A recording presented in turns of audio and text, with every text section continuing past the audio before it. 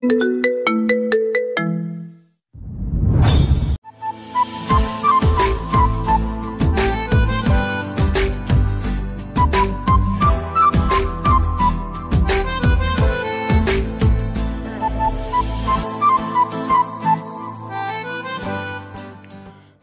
বাংলাদেশে আবার মাফিয়ার ক্রুরা মিলে সবার ওপর অত্যাচার করবে, কিন্তু সবার মনে একটাই প্রশ্ন, যে মাফিয়া কিং তৈরি করলো তার ছেলে রাশেদকে সবাই চিনে, সে কতটা শক্তিশালী, আর সে আন্ডারওয়ার্ল্ডেও রাজত্ব করে, তাকে কিভাবে মারল?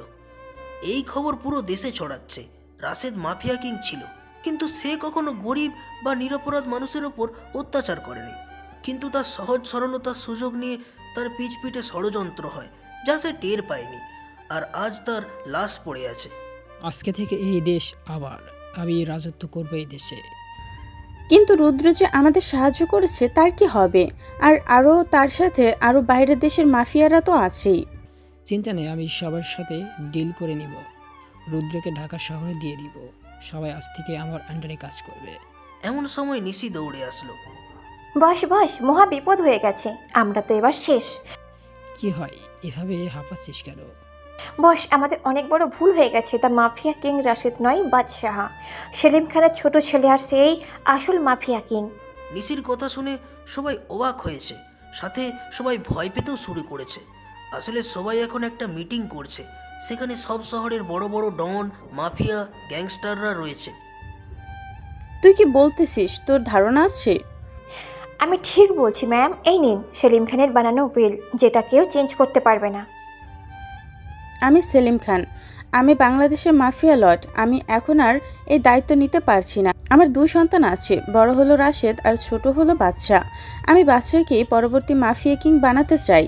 রাশেদ বড় হলেও তেমন পারদর্শী নয়, আর বাদশা যেমন তার শক্তি তেমন তার চিন্তা ভাবনা। এখন থেকে রাশেদ সামনে থেকে গ্যাং চালাবে, আর বাদশা পিছন থেকে পুরো গ্যাং কন্ট্রোল করবে। আমার এই উইল কেউ চেঞ্জ করতে পারবে না। যদি আমার 2 সন্তান মারা যায়, তাহলে মাফিয়া কিং একজন উপযুক্ত লিডার হতে পারবে। বাদশা দেশের বাইরে থেকে বিদেশের মাফিয়াদের কন্ট্রোল করবে। বাদশার চেহারা 3 থেকে 4 জন বাদ দিয়ে কেউ দেখবে না। বাংলাদেশের এখন একজনই মাফিয়া কিং, আর সে হলো বাদশা দা মাফিয়া কিং। তার মানে রাশেদ মাফিয়া কিং নয়, তার ছোট ভাই মাফিয়া কিং। রাশেদ যে ডেঞ্জারাস ছিল, তাহলে ভাবাই যায় বাদশা কতটা ডেঞ্জারাস। সমস্যা নেই, ওকেও খতম করে দিব। বস, আমি এইমাত্র ক্যানাডার ডনের মাধ্যমে জানতে পেরেছি দ্য মাফিয়া কিং ক্যানাডায়, কিন্তু তার ভাইয়ের মৃত্যুর কারণে সে বাংলাদেশে আসবে। আর সে এটাও বলেছে মাফিয়া কিং যেখানে যায় না কেন সেখানে ঝড় উঠে যায়। তার মতো হিংস্র আর কোনো মানুষ নেই। ও আইসি, পুরো দেশে খবর ছড়িয়ে দেও সত্যটা। তোমার মাথা ঠিক আছে তো? সাধারণ জনগণ শুনলে তারা আরো ভয় পাবে না। জনগণের কথা বাদ দাও, তুমি নিশ্চয়ই বলোনি যে বাদশা একজন মোস্ট ওয়ান্টেড ক্রিমিনাল। শুধু বাংলাদেশের পুলিশ নয়, বরং বিশ্বের প্রায় 50টি দেশের পুলিশ ওকে খুঁজতেছে। বাদশাহ এই দেশে আসলে হয়তো পুলিশ ওকে মারবে, নইলে আমি মারব। কিন্তু কেউ তো ওকে আজ পর্যন্ত দেখেনি, তাহলে ওকে চিনবে কিভাবে? চিন্তা করো না, আমি যতটুকু জানি আসলে মাফিয়া কিং এই দেশে আসার সাথে সাথে কিছু একটা করবে। আর সে তো আসছে ঝড় উঠাতে, দেখি কি ঝড় ওঠায়। আমার কাছে পুরো টিম আছে।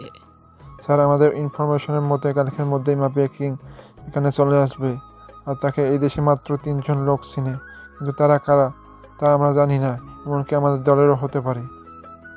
সমস্যা নেই, সবাইকে আস্তে আস্তে শেষ করব। সারা দেশে খবর ছড়িয়ে গেছে বাদশাহই আসল মাফিয়া কিং, আর সে দ্রুতই বাংলাদেশে আসবে। সবাই আজ পর্যন্ত মাফিয়া কিংয়ের হিংস্রতা সম্পর্কে যতটুকু জেনেছে, তার ভাইয়ের মৃত্যুতে আরও হিংস্র হবে, এটাই স্বাভাবিক। এয়ারপোর্ট, রেলওয়ে, হাইওয়ে, সদরঘাট, যেখান থেকে বাদশা এই দেশে আসার সম্ভাবনা রয়েছে, সব জায়গায় সিআইডি পুলিশ পাহারা দিচ্ছে। সাথে মাফিয়ার লোকেরাও আছে, কারণ বাদশাহ এই দেশে আসলে এই দেশে রক্তের বন্যা বইয়ে দেবে। কিন্তু হাস্যকর ব্যাপার হলো, বাদশাকে আজ পর্যন্ত কেউ দেখেনি, 3-4 জন ছাড়া। কিন্তু তারা কারা কেউই জানে না। অন্যদিকে কানাডায়। জিসান, আমার নকল পাসওয়ার্ড রেডি হয়েছে? জি বস। আমি তোকে কতবার বলেছি তুই আমাকে নাম ধরে ডাকবি, আর আমি তোকে নিজের বন্ধু ভাবি। ওকে বাদশা, কিন্তু তুই যে দেশে যাচ্ছিস, তোর জন্য তো বিপদ রাস্তার মোড়ে মোড়ে দাঁড়িয়ে আছে। বাদশাহ কোনো বিপদকে ভয় পায় না। বাদশাহ নিজেই বিপদের জন্য বিপদ। আমি একা যাব না, তুইও যাবি আমার সাথে। মনে নেই আব্বু মারা যাওয়ার আগে কি বলে গিয়েছিল? তোকে আমার সাথে সবসময় থাকতে। তার কথা কি আমি অমান্য করতে পারি? তুই, রাশেদ ভাই আর আঙ্কেলকে তো আমার পরিবারকে বাঁচিয়েছে। তোরা না থাকলে আজ আমি বেঁচেও থাকতাম না। তোরা সবার জন্য কত কিছু করছিলি, আর পরিণামে কি পেলি? ধোঁকা। আমি বুঝলাম না মানুষ এত নিচে কিভাবে নামতে পারে। তুই চিন্তা করিস না, একবার দেশে যাই, সবাইকে দেখে নিব। দেশবাসী এতদিন শুধু বাদশাহ দা মাফিয়া কিংয়ের তার হিংস্রতা সম্পর্কে শুনেছে, কিন্তু এখন সবাই এবার হিংস্রতাও দেখবে। আমি আসছি, তোরা তৈরি থাকিস।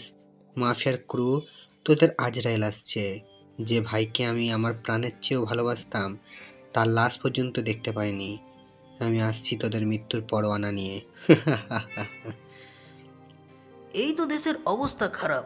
যখন থেকে শুনেছে রাশেদ মাফিয়া কিং না, বরং বাদশাহ দা মাফিয়া কিং, তখন থেকেই দেশের সবাই আতঙ্কে আছে। কারণ বাদশাহ যে দেশে যায়, সেই দেশে কমপক্ষে হলেও 500-র মতো লাশ পড়বে। সেটা মিনিস্টার থেকে সাধারণ মানুষ, যে কেউ হতে পারে। এইদিকে দেশের সব এন্ট্রি পয়েন্টে পুলিশ থেকে সেনাবাহিনী পাহারা দিচ্ছে। সবাই জানে বাদশাহ যদি একবার সিদ্ধান্ত নেয় যে দেশে আসবে, তাহলে তাকে কেউ আটকাতে পারবে না। বাংলাদেশে শাহজালাল ইন্টারন্যাশনাল এয়ারপোর্টে কানাডা থেকে ফ্লাইট ল্যান্ড হয়েছে। সিকিউরিটি অনেক কড়া, সবার ব্যাকগ্রাউন্ড চেক করে তারপর ছাড়া হচ্ছে সবাইকে। বাদশাহ আর জিসান ছদ্মবেশে দেশে আসলো। জিসানের একটি ভালো ব্যাকগ্রাউন্ড আছে কানাডায়। বাদশাহ ফেক আইডেন্টিটি নিয়ে দেশে আসলো। সবার চেকিংয়ের পরে যখন বাদশাহের ব্যাকগ্রাউন্ড চেক করা হচ্ছে, আপনার নাম? বাহ, জি ভালো নাম রাকিব। আপনি এই দেশে কেন এসেছেন? আমার বড় ভাইয়ের কবর জিয়ারত করতে এসেছি। ঠিক আছে, যান এখন। বাদশাহ আর জিসান এয়ারপোর্ট থেকে বের হলো। বাদশাহ তার ফোন দিয়ে একটা মেসেজ করলো, আর সাথে সাথে এয়ারপোর্টে 10টি পুলিশের গাড়ি ব্লাস্ট হলো। সবাই এদিক ওদিক দৌড়াচ্ছে। সবাই বুঝে গেছে বাদশাহ এই দেশে এসে গেছে। সবাই এত চেষ্টার পরেও বাদশাহকে এই দেশে আসার থেকে আটকাতে পারল না। বাদশাহর মুখে আবার পৈশাচিক হাসি ফুটে উঠল। বাদশাহর সামনে দুটি গাড়ি থামলো। গাড়ি থেকে 2জন লোক নামলো, যাদের দেখে বাদশাহের মুখে হাসি ফুটে উঠল। লোক দুটি বাদশাহ আর জিসানকে জড়িয়ে ধরল। তারপর বাদশাহ আর জিসান দুটি গাড়িতে উঠল। গাড়ি নিজ গতিতে ছুটছে। হঠাৎ গাড়ি দুটি থেমে গেল ঢাকার বাইরে একটি জঙ্গলের মাঝখানে, একটি বিশাল একটি সেফ হাউসের সামনে।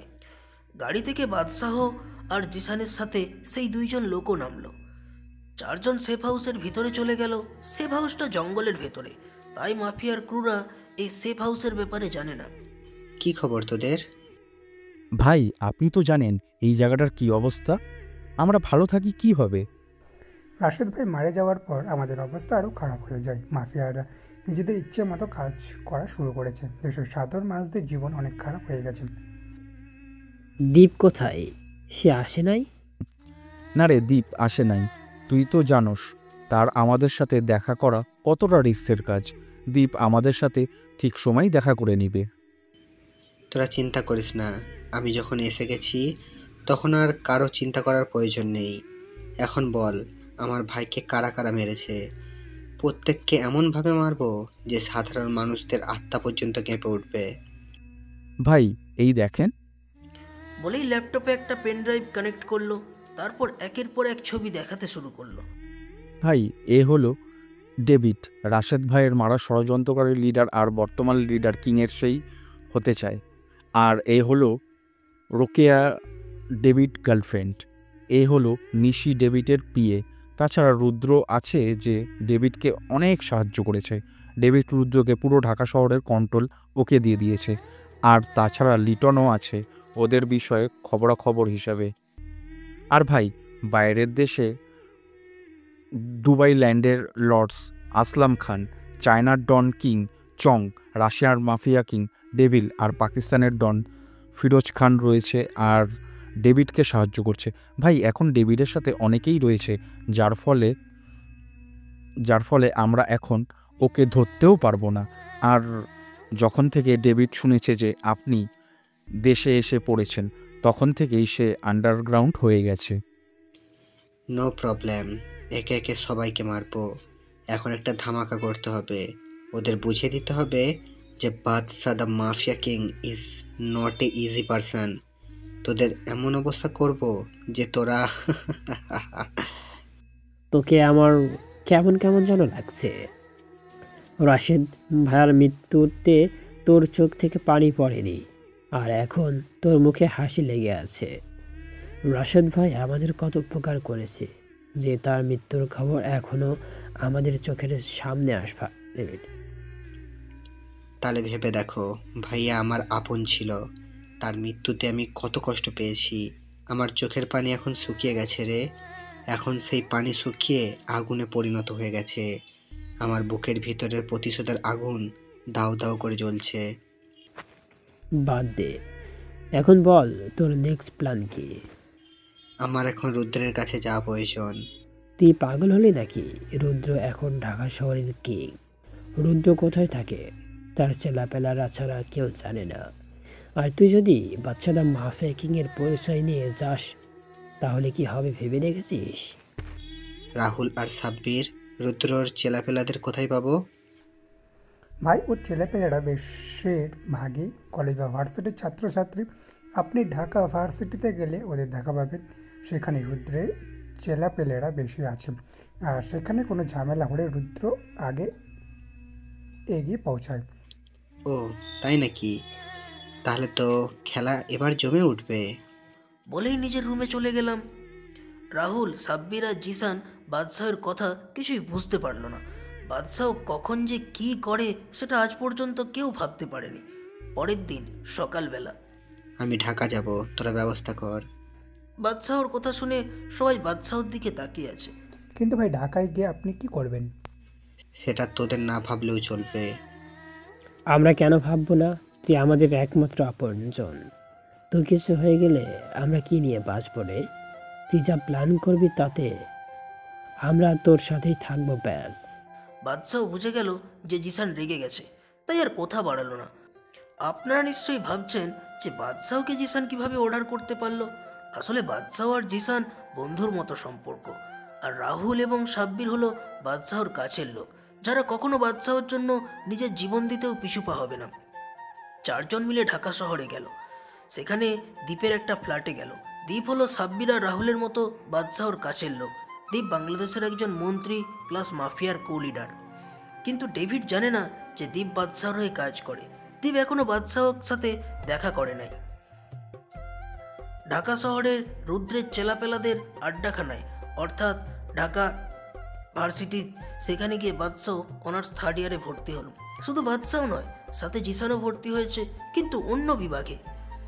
রাহুল আর সাব্বিরকে সবাই চেনে, কারণ তারাও মাফিয়ার স্পেশাল মেম্বারদের লিডার। পরের দিন বাদশাহ ছদ্মবেশ ধরে, অর্থাৎ একটি পুরাতন টি শার্ট আর প্যান্ট পরেছে, আর চুলগুলো তেল দিয়ে শুইয়ে রেখেছে। বাদশাহকে দেখতে একেবারে খ্যাত খ্যাত লাগছে।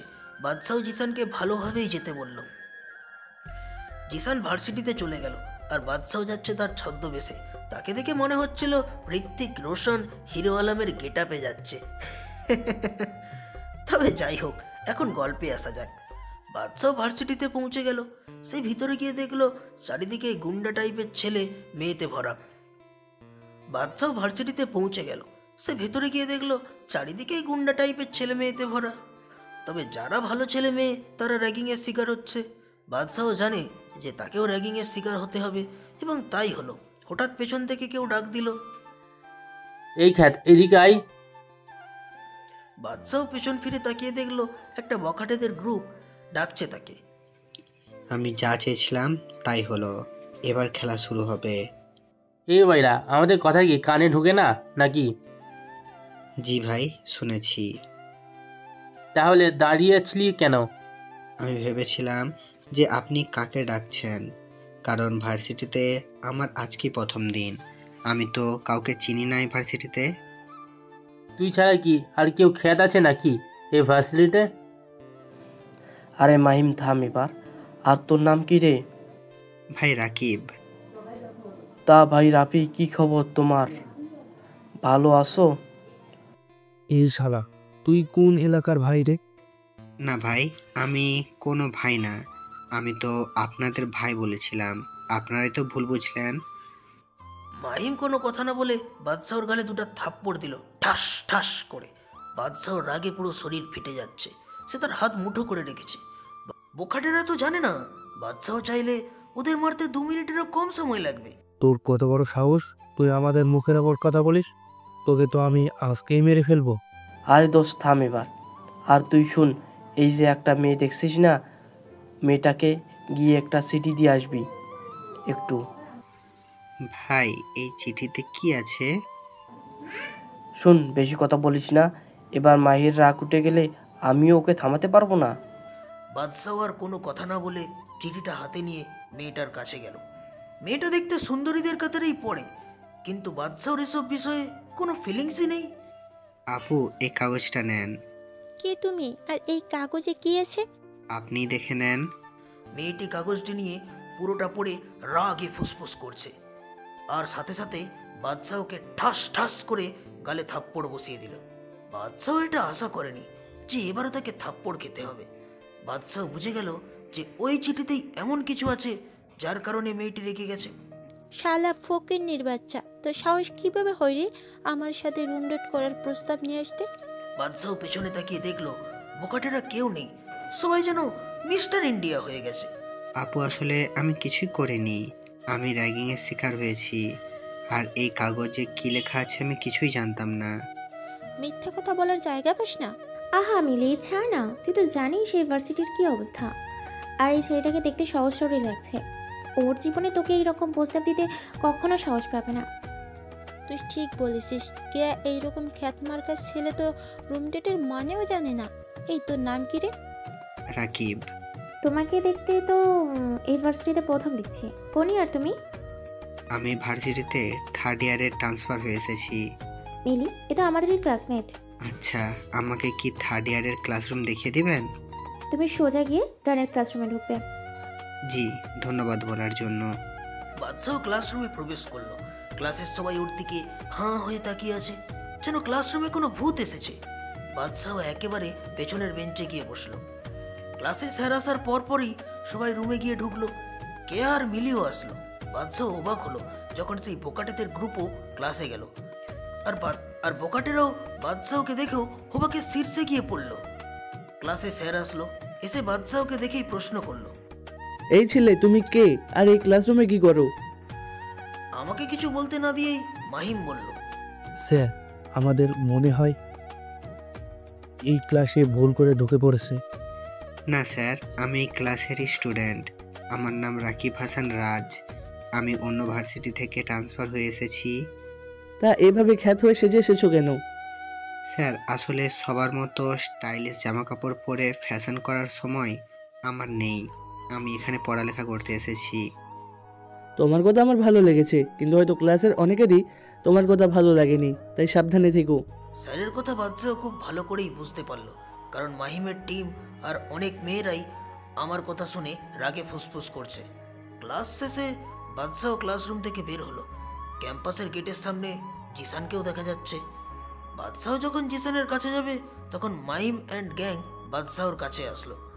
কিরে, তোর দেখি জবার বেশি চলে। তুই একাই ভার্সিটিতে পড়তে আসিস, আর আমরা তো ঘোড়ার ঘাস কাটতে আসি। সেটা তোমরাই জানো। কিরে, তুই আমাদের তুমি করে কেন বলছি? আমরা একই ক্লাসে, তাহলে তো তুমি করেই বলবো। তোর দেখি মুখ বেশি চলতেছে। এখন আমাকে যেতে দাও। বলেই বাদশাহ হাঁটা শুরু করলো। মাহিম একটা হকি স্টিক দিয়ে বাদশাহর পিঠে একটা বাড়ি মারল। হকি স্টিকটা ভেঙে গেল, আর বাদশাহ কিছুটা সামনের দিকে ঝুঁকে পড়ল। এই ঘটনা দেখে সবাই বাদশাহর দিকে তাকিয়ে আছে। হকি স্টিক ভেঙে গেল, অথচ বাদশাহ সোজা হয়ে দাঁড়িয়ে আছে। তারা তো আর জানে না বাদশাহর কাছে এইসব একটা কিছুই না। বাদশাহ মুচকি হেসে চলে গেল। ক্যাম্পাসের গেটের থেকে দূরে গিয়ে একটা গাড়িতে উঠে পড়ল। সে গাড়িতে জিসান আগে থেকেই ছিল। কে তুই, ওদের কিছু বললি না কেন? এখন তো খেলা মাত্র শুরু হলো, তুই শুধু দেখ আগে আগে হোতা হে ক্যা।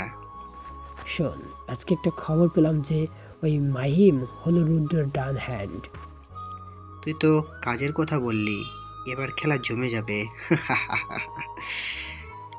গাড়ি গিয়ে তাদের ফ্ল্যাটের সামনে গিয়ে থামলো। ভাই, এমন একটা খবর পেয়েছি যেটা আমাদের জন্য অনেক লাভজনক। কি সেই খবর? ভাই খবরটা হলো, আপনি যে ভার্সিটিতে অ্যাডমিশন নিয়েছেন সেই কলেজে মাহিম নামে একজন মাফিয়া ক্রু আছে, যে রুদ্র বিশেষ লোক, আর তাকে কোনো মতে রাগিয়ে তুলতে পারলে রুদ্র তার গর্ত থেকে বের হবে। তার মানে বোয়াল মাছ ধরতে হলে আগে তার জন্য টোপ বানাতে হবে। রুদ্র নামের বোয়াল মাছকে ধরতে পারলেই ডেভিড নামের হাঙ্গরকে ধরতে পারবো। ভাই, শুধু ডেভিডকে ধরলেই হবে না, দেশের বাইরে থেকে যারা ডেভিডকে সাহায্য করছে তাদেরকেও ধরতে হবে। সাব্বির একেবারে ঠিক কথা বলেছে। ওদেরকে এমনভাবে মারবো যে আর কোনো মাফিয়া বা ডন এই বাদশাদা মাফিয়া কিংয়ের সাথে পাঙ্গা নিতে আসবে না। তাহলে এখন কি প্ল্যান আছে? সাব্বির আর রাহুল, ভালো করে শোন। দীপ এখনো জানে না যে আমরা কোন ভার্সিটিতে অ্যাডমিশন নিয়েছি, আর ভার্সিটিতে পরশুদিন একটা বড় অনুষ্ঠান হবে, সেই দিনে রুদ্রকে ধরতে হবে। দীপ অনুষ্ঠানের স্পেশাল গেস্ট হিসাবে আসবে। কিন্তু রুদ্র কেন ভার্সিটিতে আসবে? কেন আসবে? বাদশাহ একটা পৈশাচিক হাসি দিয়ে ফ্ল্যাট থেকে বেরিয়ে গেল।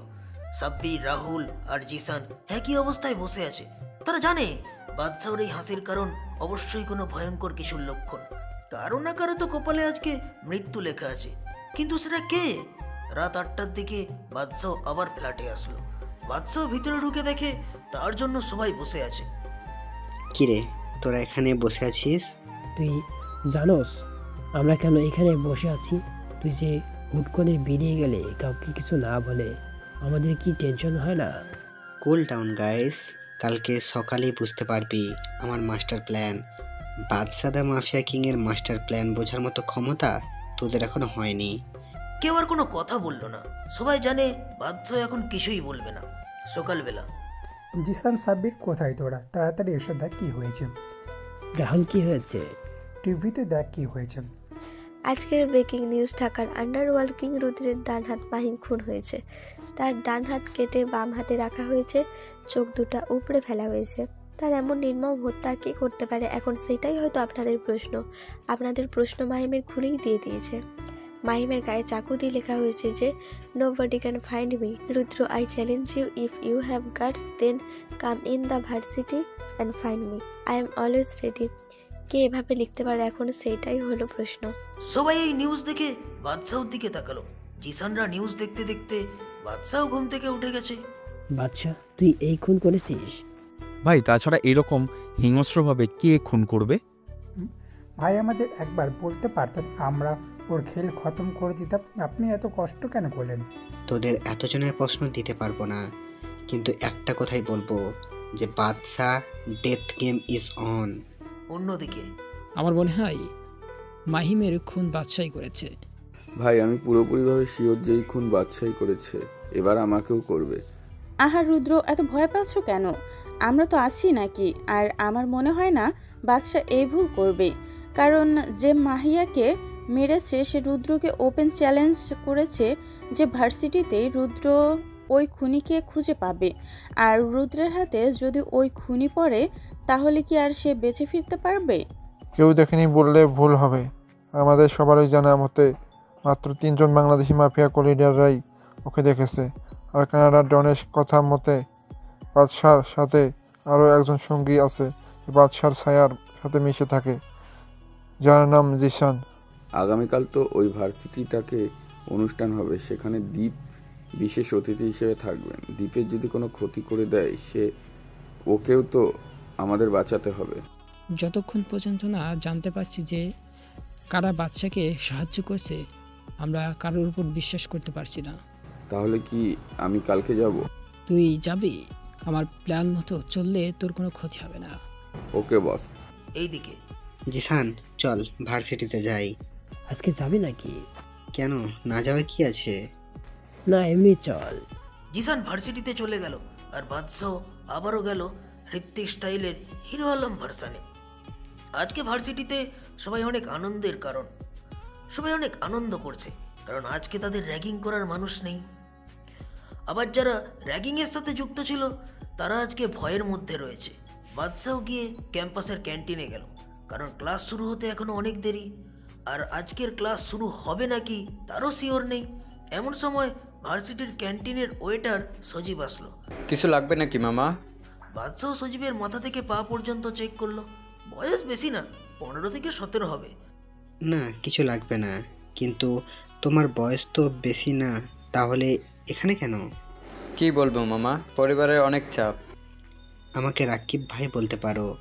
আমি সজীব। এখন আপনাকে এত কিছু বলতে গেলে যে অনেক সময় লাগবে, আর আমার ডিউটির সময় কথা বলা বারণ। এখন তো ক্যান্টিনে তেমন লোক নেই, আর আরও তো সিনিয়র ওয়েটাররা আছে। তোমরা এই ক্যান্টিনের যত ক্ষতি হবে তা আমি দেব। এখন বসো এখানে। না ভাই, টাকা লাগবে না।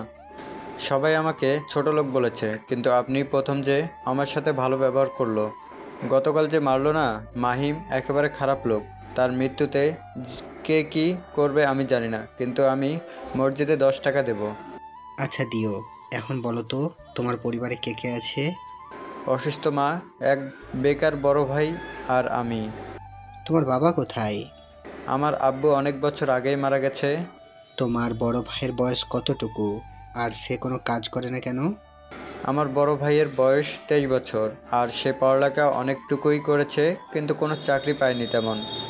আমার মতো চাকরি করতে বলে সে এত পড়াশোনা করেও এত ছোট চাকরি করবে না।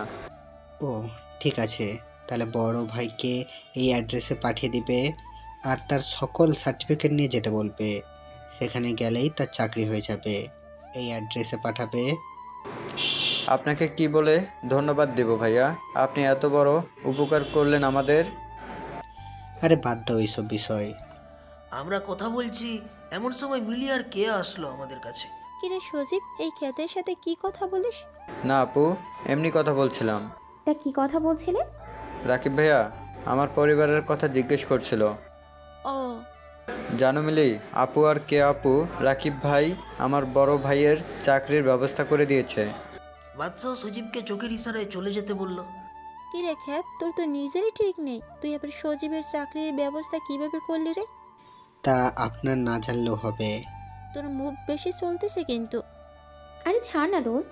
তা রাকিব, তুমি কিভাবে সজীবের চাকরির ব্যবস্থা করলে? না মানে, আমার এক আত্মীয় আছে যার একটা ছোট্ট দোকানে লোক লাগবে, তাই সজীবের ভাইকে সেই ব্যাপারেই বলা হয়েছে, আর তেমন কিছু না। আমি এখন গেলাম। এই বলেই যখন উঠতে যাব, কে আমার হাত ধরে আবারও চেয়ারে বসিয়ে দিল। আরে কোথায় যাও, আমাদের কথা না শুনে? আপনাদের মতো বড় লোকের সাথে আমার মতো গরিবের কি কথা? তুই কি জানিস যে মাহিম খুন হয়েছে? কে মাহিম? গতকাল যার সাথে তোর মারামারি হলো, আর যাকে গতকাল তুই হিংস্রভাবে খুন করেছিস। বাদশাহর এই কথা শুনে চেয়ার থেকে দাঁড়িয়ে গেল, কারণ গতকালকে বাদশাহই যে মাহিমকে মেরেছে তা তো এদের জানার কথা না। কি আবল তাবল বলতেছেন? আমি আবার খুন হাসালেন? মিলি, গতকাল তোমাকে দেখেছে যে তুমি মাহিমকে যখন খুন করে রাস্তায় ফেলে এসেছিলে। অসম্ভব, গতকাল তো আমি হুডি পরেছিলাম, তাহলে এই মেয়ে আমার চেহারা কিভাবে দেখলো? আপনি কি সত্যি আমার চেহারা দেখেছেন? ভালো করে ভেবে দেখেন। আসলে গতকাল সেই খুনি হুডি পরা ছিল, তাই চেহারা দেখতে পারিনি, কিন্তু তার চোখ, বডি ল্যাঙ্গুয়েজ একেবারেই তোর মতো দেখতে। তাহলে থাকেন, আমি গেলাম। আরে এত তাড়াতাড়ি কি আছে, আজকে তো ক্লাস হবে না, তো বসো। আচ্ছা, তোমার কোনো ফ্রেন্ডস নেই ভার্সিটিতে? আমার মতো খ্যাতের আবার friends? Can you be friends? মানে আমার মতো খ্যাতের সাথে হুট করে বন্ধুত্ব কেন করবেন? দেখো, সেই দিনের ব্যাপারের জন্য সরি। আমি জানি সব করেছে মাহিনী। আজকে তোমার সাথে বন্ধুত্ব করতে এসেছি। হুট করে তুই থেকে তুমি, এখানে নিশ্চয়ই কোনো গন্ডগোল রয়েছে। এই কোনো গন্ডগোল নেই, তোমাকে ভালো মনে হলো তাই ফ্রেন্ডশিপ করতে এসেছি। কেন, আমরা মেয়ে বলে ফ্রেন্ড হবে না? না তেমন না। তাহলে আর কোনো কথা না, আজকে থেকে আমরা ফ্রেন্ডস। বাদশাহর দিকে হাত বাড়ালো। বাদশাহ কিছু একটা ভেবে হাত মিলিয়ে নিল। সেই সময় জিসান আসলো। রাকিব, কি করো সেই জায়গায়? বাদশাহ জিসানকে চোখের ইশারায় বলে দিল চুপ থাকতে, কারণ জিসান আর বাদশাহ যে একে অপরকে চিনে এটা কেউ না জানতে পারে। জিসান, তুমি কি রাকিবকে চিনো নাকি?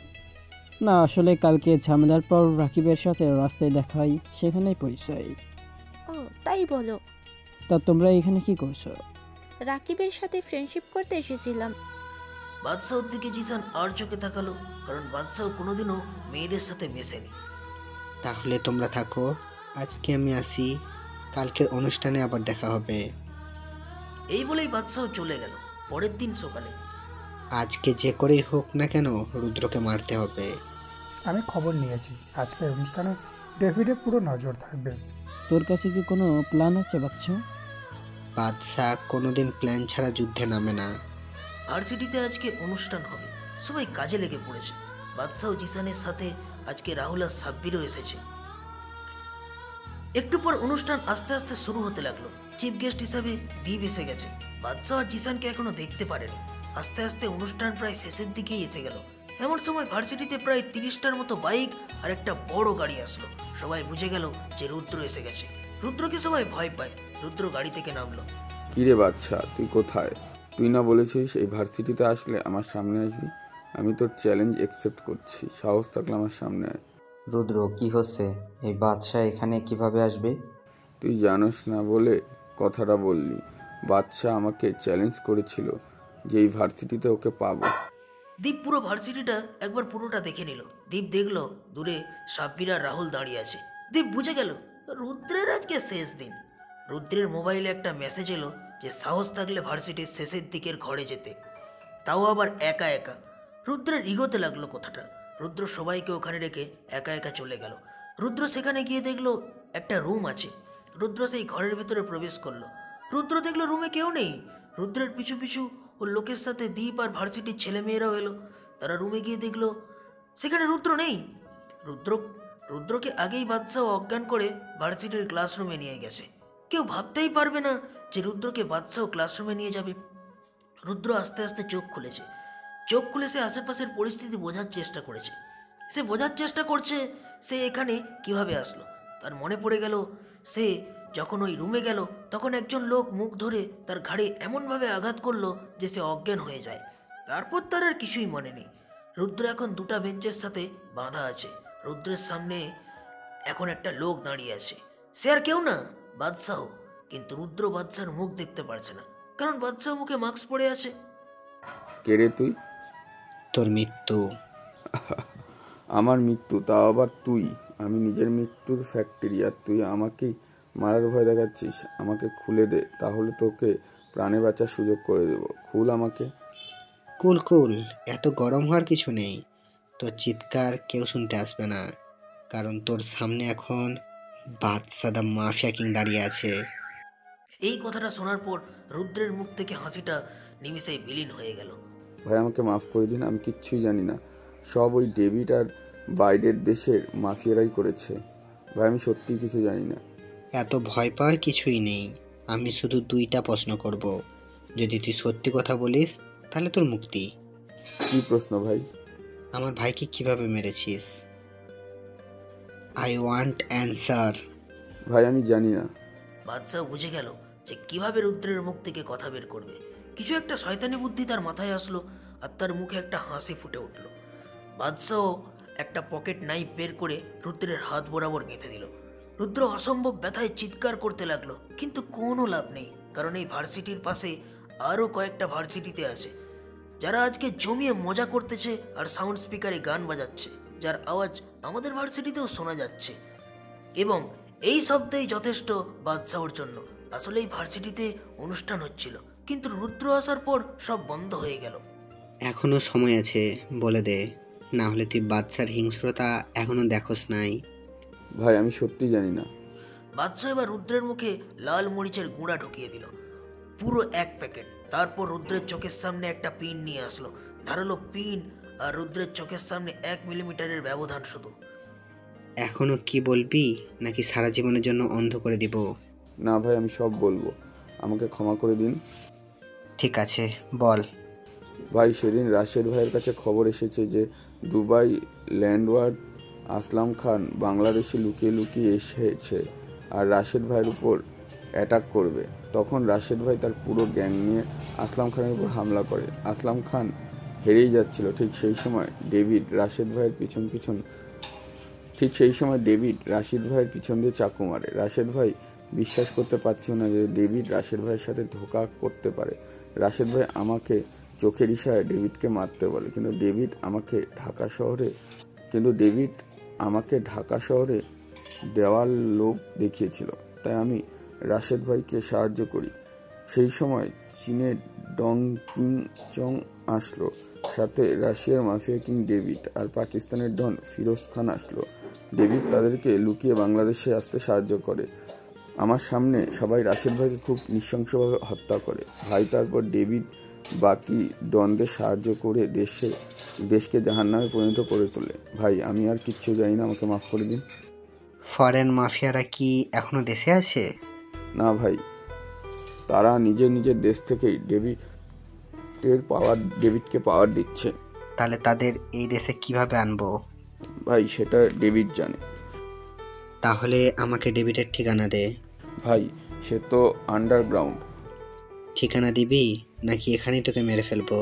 বলছি তো ভাই ডেভিড এখন এই গেস্ট হাউসেই রয়েছে।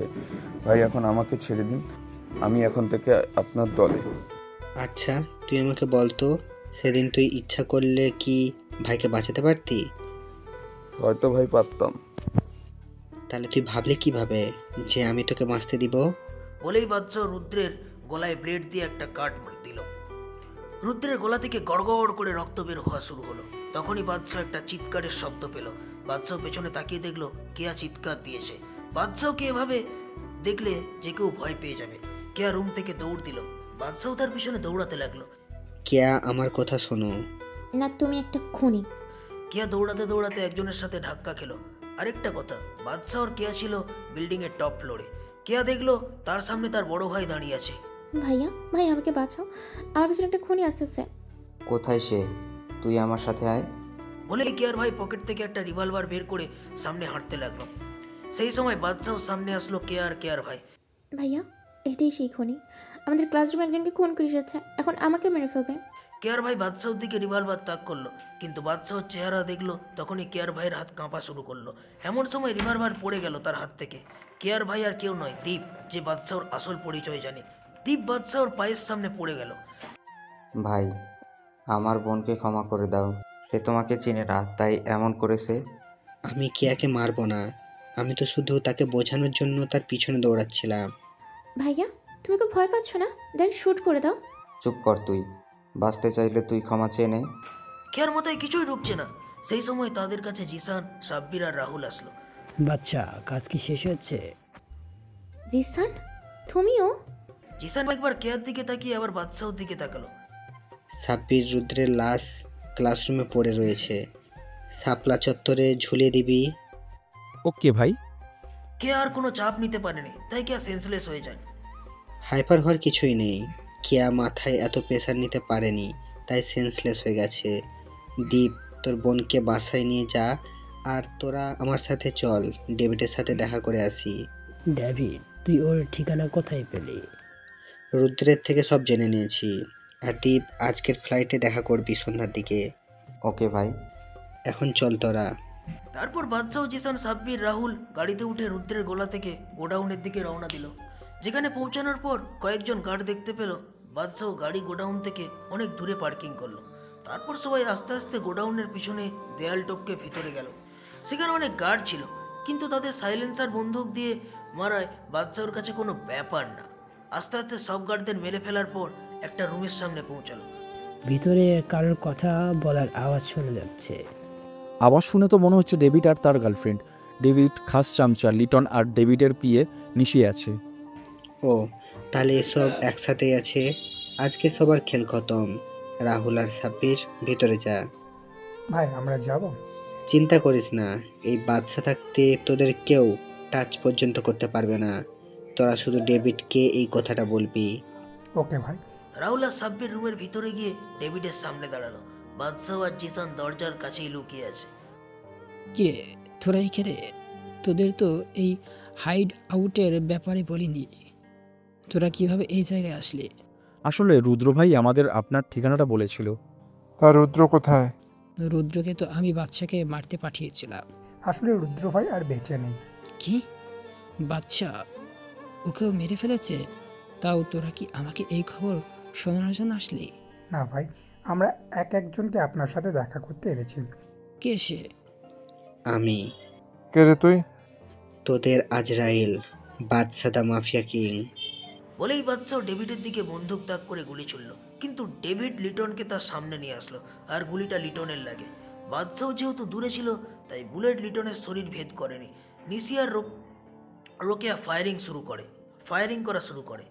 আবার এদিকে বাদশাহ, জিসান, সাব্বির আর রাহুলও ফায়ারিং করা শুরু করে। যেহেতু বাদশাহ হুট করেই হামলা করে তাই ডেভিডরা কিছুই করতে পারেনি। আর এইদিকে রোকেয়ার গুলি লাগে আর সে নিচে পড়ে যায়। ডেভিড তাকে উঠানোর চেষ্টা করতেই এইদিকে বুলেটের তুফান চলছে, তাই রোকেয়াকে রেখে নিশি আর ডেভিড পেছনের দরজা দিয়ে বের হয়ে যায়। রাহুল আর সাব্বির ওদের পিছু নিতে গেলে বাদশাহ ওদের থামায়। কি হলো ভাই, আমাদের আটকালেন কেন? ডেভিডের পিছু করতে হবে না। কেন ভাই? ডেভিড তো পালিয়ে গেল। বাদশাহ জোরে জোরে হাসা শুরু করলো। সেটা কোনো সাধারণ হাসি ছিল না, বরং সেটা একটা পৈশাচিক হাসি ছিল। এই হাসির মানে বাদশাহর প্ল্যান কাজ করেছে, এখন শুধু খেলা হবে মৃত্যুর খেলা। তোর কথা তো আমি কিছুই বুঝতে পারতেছি না। ডেভিড তো বেরিয়ে গেল। আমি চেয়েছি বলেই যেতে পেরেছে। মানেটা কি? তোর মাথা কি চলছে? আমি কিছুই বুঝতে পারছি না। বাদশার খেলা বাদশা আর আল্লাহ তাআলা বাদে কেউ বুঝতে পারে না। ভাই তুই আমাদের বুঝিয়ে একটু বল। পরে বলবো, এখন রোকেয়াকে আমাদের সাথে নিয়ে আয়। সন্ধ্যায় দ্বীপের সাথে অনেক কথা আছে, আজকেই সব প্ল্যান তোদের সাথে শেয়ার করব।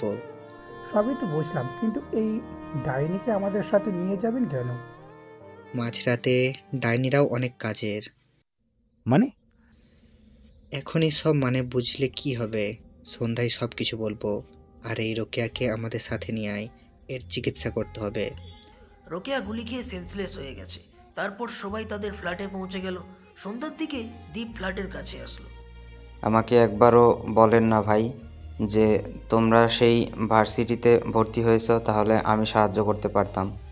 তোকে বললে তুইও ওদের মতো আমাকে আটকাতি যে এটা করা রিস্ক, ওটা করা রিস্ক। ও তাহলে এই ব্যাপার। তা রোকেয়ার কি ব্যবস্থা করেছো?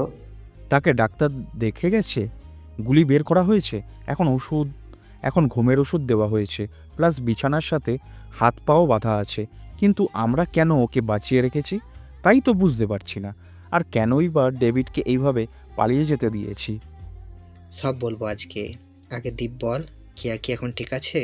এখন ঠিক আছে, আমি ওকে সব বলে দিয়েছি, আপনার ব্যাপারে, আমার ব্যাপারে।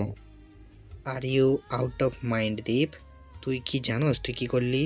এর ফলে আমরা কত বড় বিপদে পড়বো তুই ভাবতেও পারবি না। এখন যদি কিয়া কাউকে কিছু বলে দেয়? আমি কাউকেই কিছু বলবো না। এখন তুই এখানে? তোমার পিছনে এখানে এসেছি। কিন্তু কেন? তুই জানিস না বাদশাহ ভাই এসব পছন্দ করে না?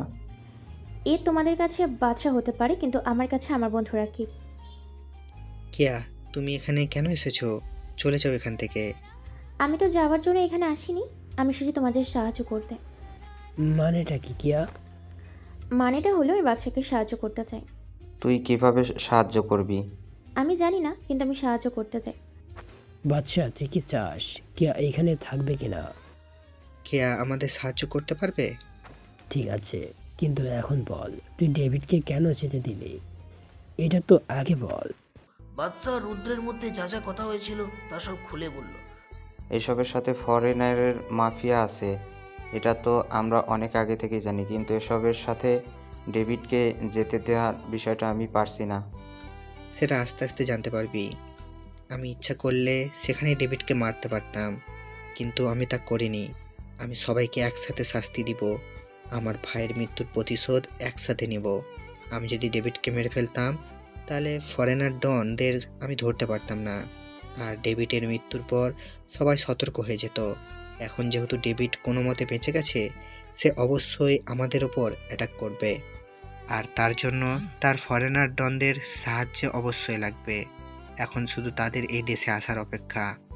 সবাই তো বুঝলাম, কিন্তু রোকেয়া কি করবে? বাদশাহ কিছু বলবে তার আগে রোকেয়ার আওয়াজ শুনতে পেল সবাই। মনে হয় রোকেয়ার জ্ঞান ফিরেছে। তাহলে এবার কি করব আমরা? এবার রোকেয়ার থেকে ডেভিড আর ফরেনার ডনদের ব্যাপারে জানতে হবে। কিন্তু সে কি বলবে? এমনিতেই বলবে না, থার্ড ডিগ্রি দিতে হবে। না জিসান, আমার একটা নীতি আছে, আমি কোনো মেয়ের ওপর হাত তুলি না। মারতে হলে এক গুলিতেই মেরে ফেলি। কিয়া, তুমি যদি আমাকে সাহায্য করতে চাও তাহলে তুমি রোকেয়ার থেকে সব ইনফরমেশন কালেক্ট করবে, আর এই জন্য তোমার যা করা উচিত তাই করবে। ভাই কেয়া কি পারবে? ওয়াই নট ব্রো, আমি অবশ্যই পারবো। এবার শুধু তোমরা দেখো এই কেয়ার খেলা। তারপর কেয়া রোকেয়ার রুমে গেল। বাদশাহ আর সবাই রুমের বাইরের সোফায় বসে আছে। হঠাৎ রোকেয়ার রুম থেকে রোকেয়ার চিৎকার শোনা গেল। কিয়া ওর খেলা শুরু করে দিয়েছে। কিন্তু আমি একটা জিনিস বুঝলাম না, যে কিয়া তোকে খুন করতে দেখে যেভাবে ভয় পেয়েছিল আর ওর চোখে তোর জন্য ঘৃণা দেখেছিলাম, আর সেই কিয়াই তোকে সাহায্য করছে। আমারও এক প্রশ্ন। আসলে ভাই, কেয়া যদি জানতো যে তুই বাদশাহ দা মাফিয়া কিং, তাহলে সে কখনোই তোমাকে দেখে ভয় পেত না। কেন, কিয়া কি আমাকে চিনে নাকি? জি ভাই। মানে? ভাই কেয়া আসলে তোমাকে ভালোবাসে। মানেটা কি? আমি সত্যি বলছি ভাই। কিয়া তো আমার নামও কখনো শুনেনি, তাহলে সে কিভাবে আমাকে ভালোবাসবে? ভাই সে আপনার নাম অনেক আগে থেকেই শুনেছিল। বাদশাহ নাম তো দেশের কেউ জানতো না, তাহলে কিয়া কোথা থেকে শুনবে? দেশের কেউ জানতো না, কিন্তু আমি তো জানতাম বাদশাহ দা মাফিয়া কিং এর কথা। আসলে আমি কি কাজ করি কেয়া হঠাৎ করে জেনে ফেলে, তাই আমি তাকে বলেছিলাম যে সব মাফিয়ার খারাপ হয় না, কিছু কিছু মাফিয়া আছে যারা ভালো কাজ করে, দেশের মানুষদের সাহায্য করে, দেশকে রক্ষা করে, ঠিক বাদশা ভাইয়ের মতো। তখন থেকেই বাদশা ভাই যখন দেশের জন্য বা সাধারণ মানুষদের জন্য কি করতো, তখন আমি কেয়াকে তা বলতাম। তখন থেকেই কেয়া বাদশা ভাইকে ভালোবাসা শুরু করে। কেয়া আমাকে বাদশা ভাইয়ের ছবি দেখাতে বলেছিল, কিন্তু আমি তাকে বাদশা ভাইয়ের ছবি দেখাই, কারণ বাদশা ভাইয়ের হুকুম ছিল। ভাই আমি সত্যি বলছি, কেয়া তোমাকে অনেক ভালোবাসে। তা হয় না দীপ? কেন নয়? বাদশাহের পিছনে তাকিয়ে দেখি কেয়া বাদশাহর পিছনে দাঁড়িয়ে আছে। সে বাদশাহর সামনে এসে আবার একই প্রশ্ন করলো। কারণ আমি চাই না আমার লাইফের সাথে কেউ যুক্ত হয়। আমাদের জীবনের কোনো গ্যারেন্টি নেই। আমি আমার বাবা আর বড় ভাইকে হারিয়েছি, আমি আর চাই না কেউ আমাকে ছেড়ে চলে যাক। আমি কিন্তু তোমার জীবনের সাথে জড়াতে চাই। আমি তোমার জীবনের সাথে নিজের জীবন মিশিয়ে এক জীবন করতে চাই। কেয়া এসব কথা পরে হবে, এখন বলো রোকেয়ার থেকে কিছু জানতে পেরেছিস? হ্যাঁ ভাইয়া, আমি জানতে পেরেছি যে ডেভিড এখন তার সুন্দরবনের ফরেস্ট গেস্ট হাউসে লুকিয়ে আছে। আর আরও জানতে পেরেছি যে আজকে রাতে ফরেনার জন আসবে সেই গেস্ট হাউসে। এই কথা শোনার পর বাদশাহ পৈশাচিকভাবে হাসাহাসি শুরু করলো। এই হাসির মানে কিছু একটা হতে চলছে। এখানে সবাই জানে এই হাসির মনে মৃত্যুর খেলা হবে আজকে। রোকেয়াকে শেষ করে দে আর সবাই রেডি হয়ে নে, আজকে রাতে খেলা হবে, মৃত্যুর খেলা। সবাই রুমে চলে গেল। দীপ জিসানের সাথে গেল কিছু প্ল্যানিং করতে। আমার কথা কি একটু ভাবা যায় না? কিয়া, তুমি কি জানো যখন আমি প্রথম ভার্সিটি যাই তখন সবাই আমাকে খ্যাত বলে অত্যাচার শুরু করে, কিন্তু শুধুমাত্র তুমিই আমাকে সাহায্য করেছিলে। আমি তোমার ভিতরে একটা পিওর মন দেখতে পেয়েছিলাম। ধীরে ধীরে তোমাকে আমার ভালো লাগা শুরু করে। আমি জানি না সেটা ভালোবাসা কিনা, কিন্তু আজকের পর যদি আমি বেঁচে যাই তাহলে তোমাকে নিয়ে আমি ভাববো। দেখা আমাদের হবে, এটা শিওর। দেখা যাবে। বিকাল 4টার দিকে সবাই রেডি হয়ে গেল ফরেস্ট গেস্ট হাউসে যাওয়ার জন্য। সবাই কি রেডি হয়েছে? আমরা রেডি, সব প্ল্যানিংও করা হয়েছে। আমিও রেডি। না, তুই কোথাও যাবি না। কিন্তু কেন? কারণ সেখানে বিপদ আছে। আমি কোনো বিপদকে ভয় পাই না। ইউ শুড আন্ডারস্ট্যান্ড, ডেথ যেখানে অনেক রিস্ক আছে, আমরা সেখানে গিয়ে জীবিত নাও ফিরে আসতে পারি। I don't care. ওকে, আমার সাথে আসো। তারপর বাদশাহ কেয়াকে একটা রুমে নিয়ে যায়। তারপর কথা বলার অজুহাতে কেয়াকে রুমের ভিতরে আটকে রাখে। বাচ্চা দরজা খুলো। সরি ফর দিস, কিন্তু আমরা যেখানে যাচ্ছি সেখান থেকে ফিরে নাও আসতে পারি। তাহলে আমাকে এখান থেকে বের করবে কে? এটা অটোমেটিক দরজা, 1 ঘন্টা পর ঠিকই দরজা আনলক হয়ে যাবে। তারপর বাদশাহ কেয়াকে কোনো কথা বলার সুযোগ না দিয়ে সবাইকে নিয়ে ফরেস্ট গেস্ট হাউসের দিকে রওনা দেয়। প্রায় 4 ঘন্টা পরে সবাই সেখানে পৌঁছালো। কেউ লজিক খুঁজবেন না যে ঢাকা থেকে সুন্দরবন 4 ঘন্টায় কিভাবে গেল। বাদশাহর গাড়ি গেস্ট হাউসের সামনে পৌঁছালো। সাবধানে, এই গেজেট হাউসের চারিদিকে সিসিটিভি ক্যামেরা আছে। তাহলে আমরা ভিতরে যাব কিভাবে? চিন্তা করিস না, আমি সব ব্যবস্থা করে রেখেছি। মানে হলো রাহুল সিসিটিভির মনিটরের সামনে যেভাবে গার্ড থাকে তাদের সবাইকে কিনে নিয়েছে বাদশা ভাইয়ের হুকুম মতো। তারা এখন মনিটর রেকর্ডিংয়ের ভিডিও দেখছে। এখন তাহলে যাওয়া যাক। সবাই গেস্ট হাউসের সামনে গেল। চারিদিকে যেসব গার্ড ছিল তাদের সাইলেন্সার গানের মাধ্যমে মেরে ফেলে। সবাই পিছনের দরজা দিয়ে ভিতরে গেল। সবাই মিটিং রুমের দরজার আড়ালে দাঁড়ালো। এখানে সব হারামিরা একসাথেই আছে। চিন্তা করিস না, আজকে এখানে কেউ বাঁচতে পারবে না। ফরেনার ডনদের বডিগার্ডদের খুব বুদ্ধিমানের সাথে সবাই মেরে ফেললো সাইলেন্সার বন্দুকের সাহায্যে। ডেভিডরা কিছু বোঝার আগেই বাদশাহ আর ওর টিম সবাইকে চারিদিক দিয়ে ঘিরে ফেললো। তোরা এখানে? উফ, আর দে David. You and yours death Badshah the mafia king. तुम यहाँ पर आ गया पर जिंदा नहीं जाओगे। गार्ड्स मार दो सबको। Hey, you are fools. We killed everybody already. Now you all are finished. সবাই যখন কথা বলছিল তখন হঠাৎ ডেভিড গুলি করা শুরু করলো। বাদশাহর টিম সবাই টেবিল, সোফা, আলমারির পেছনে লুকিয়ে ফায়ারিং করা শুরু করলো। ছোট্ট একটা রুম, তাই কেউ পালাতে পারেনি। বাদশাহর প্রথম গুলিটা পাকিস্তানি ডনের লেগেছে, তারপরের গুলিটা দুবাই ল্যান্ডলর্ডের লেগেছে। এদিকে সাব্বিরের হাতে গুলি লেগেছে। রাহুল সাব্বিরকে সেফ রেখে ফায়ারিং চালাচ্ছে। একে একে যখন সব ফরেনার ডন মারা গেল তখন শুধু ডেভিড বেঁচে আছে, আর সবার গুলিও শেষ হয়ে গেছে। বাচ্চা, তুই যদি সত্যি মাফিয়া কিং হয়ে থাকিস তাহলে আমার সাথে হ্যান্ড টু হ্যান্ড ফাইট কর। ওকে, চ্যালেঞ্জ অ্যাকসেপ্টেড। তারপর দুজনে হ্যান্ড টু হ্যান্ড ফাইট শুরু করে। প্রথম বাদশাহ কভার ফাইট করলেও পরে অ্যাটাক টেকনিক ইউজ করে। এমন সময় ডেভিড বাদশাহর লাথিকে ফ্লোরে গিয়ে পড়ল। ডেভিডের সামনে গিয়ে বডিগার্ডের বন্দুক পড়ে রইল। সেটা ডেভিড হাতে নিয়ে বাদশাহর দিকে তাক করে গুলি করলো। কেউ কিছু বুঝে ওঠার আগেই কেয়া ফ্লোরে লুটিয়ে পড়ল। হ্যাঁ, ঠিকই ধরেছেন, কেয়ার বুকে গুলিটা লেগেছে। আসলে কেয়া বাদশাহর সামনে গিয়ে দাঁড়ায়, হাত তার গুলিটা লেগে যায়। তোরা কেয়াকে সামলায়। কথাটা বলেই বাদশাহ তাকে ফ্লাইং কিক করে ডেভিডের হাত থেকে বন্দুকটা ফেলে দেয়।